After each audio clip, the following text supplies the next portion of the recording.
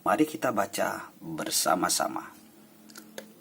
A, ha, na, ra, ta, ba, wa, i, ma, nga, la, pa, sa, da, ga, ja, u, ya, nya. Hidup atau huruf vokal dalam aksara Batak Toba. Huruf A, I, U, E, O. Huruf A sama seperti yang ada di saat dasar. A, cara menulisnya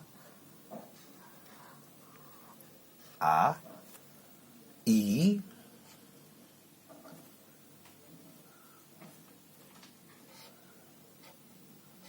U dari kecil dulu makin besar. Kalau I dari besar dulu makin kecil. E, huruf A ditulis dulu. Kemudian di sebelah kiri ada dituliskan garis. Huruf O ditulis angka A dulu. Baru ada angka X. Huruf hidup, huruf vokal dalam aksara Batak Toba. A, I, U, E, O. Ini adalah huruf hidup atau huruf vokal yang terpisah dengan. Mari kita baca bersama-sama.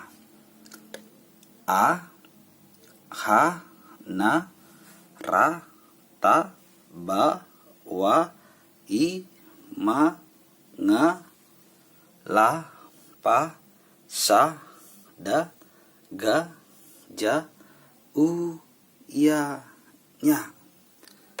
Demikian cara menulis aksara Batak Toba. Selamat belajar.